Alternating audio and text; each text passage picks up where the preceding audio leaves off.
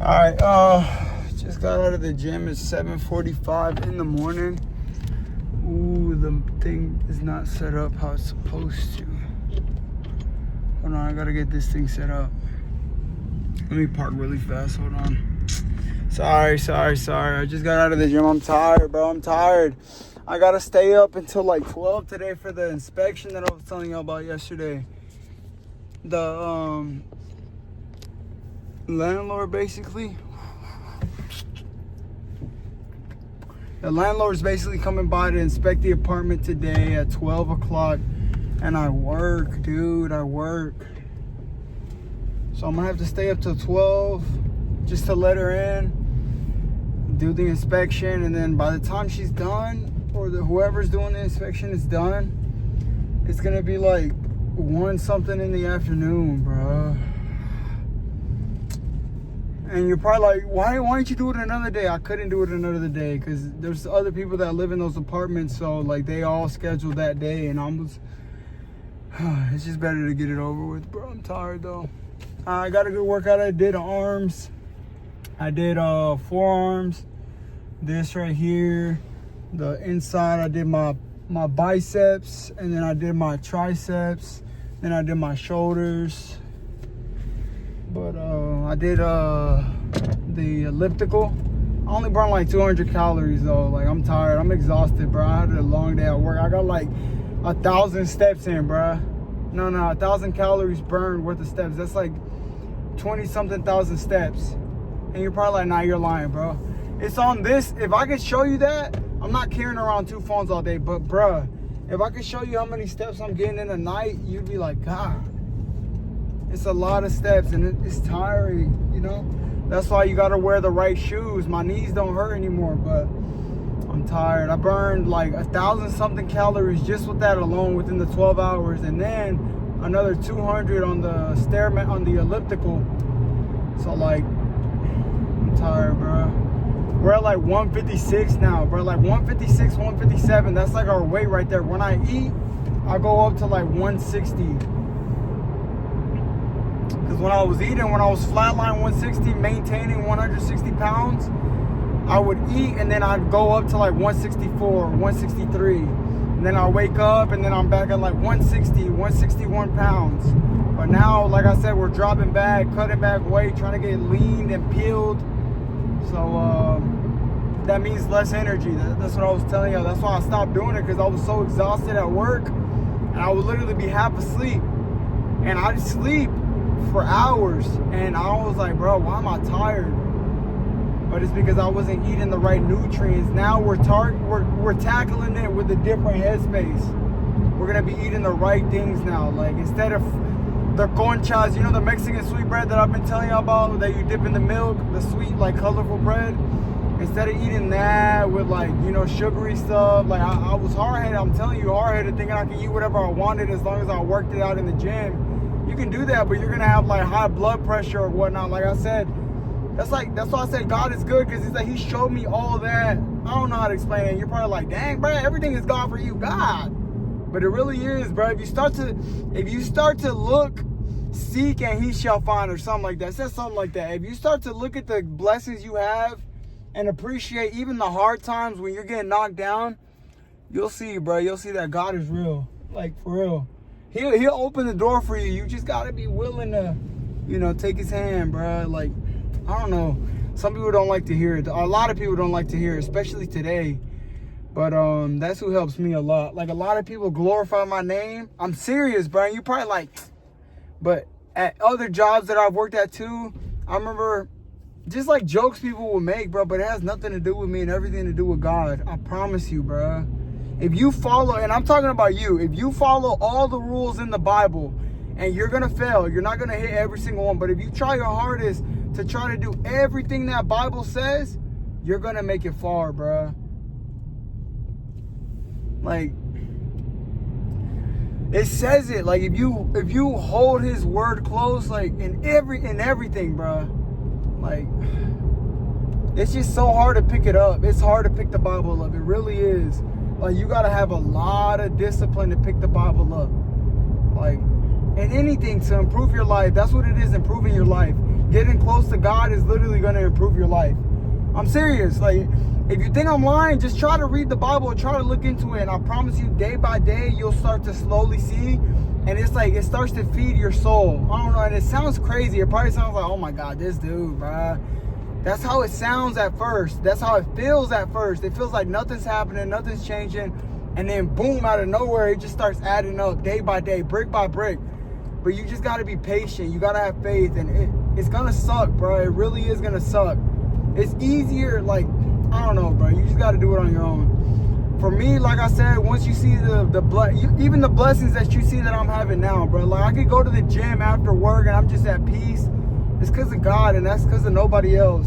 It can get boring, like, it really can, and that's being truthful, that's being honest. Like, everything can be boring, bro. Going to the gym, being fat, being lazy, all of it's boring. You gotta, like, you just gotta lock in. All right, lock in. But yeah, I'm ready for the PC, dude. I feel like going to Charlotte one of these days off and just going to get it. But I need my grandma to be with me. Like, we talked about it. The day is set. I'm just excited, bro. I'm excited. I've been working overtime. I've been happy. Like, everything's been going good. It's going good, man. It's going good. Like, I gotta get ready to stay up somehow. I'm sleepy, bro. I might sleep for a little bit and then wake up at like 12 whenever the lady gets here, or whoever's coming to inspect the apartment. But I'm tired, brother. Like, they couldn't do it on another day? They couldn't do it tomorrow? Yeah. And I know you're probably like, why didn't you just ask to do it tomorrow, bro? I just said. And you're probably not even saying nothing. I'm just talking about myself to myself in the car with nobody in here. Lock in. But yeah, we had a good day at work today. Not too much details on work, but good day. We did hit production. You know, minimize downtime, maximize production. We did hit production. That means we got green numbers. Also, look, let me tell y'all something about production. At every job that you work at, they're supposed to track the inventory and all that, all the scraps. Say at McDonald's, for instance. You heard the big word, for instance. But say you're working at McDonald's. Like, they keep track of, like, how many burger patties were thrown away, or at Sheetz when I worked at fast food. Any place, any business. If you run a business, that's how it goes.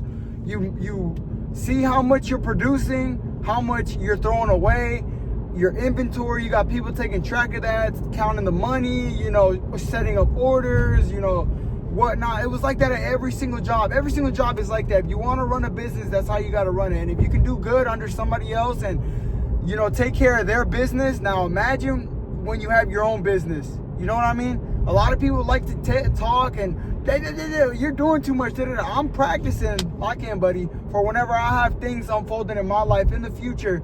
You got to take care of other people's companies, businesses, work good under people, serve people. It literally says it in the Bible. And you're probably like, oh my God, here you go with the Bible again. But lock in. If you do everything the Bible says, you're going to be good, okay? Work hard for other people. Work hard for yourself. Be disciplined. Be wise and hold close, like, be close to wisdom. Learn and try to be wise. You know, don't be prideful, but try to find wisdom. You know, surround yourself with people that are going to correct you, that aren't going to flatter you and try to tell you everything you want to hear. Oh, you're great, you're amazing, you're this, you're that.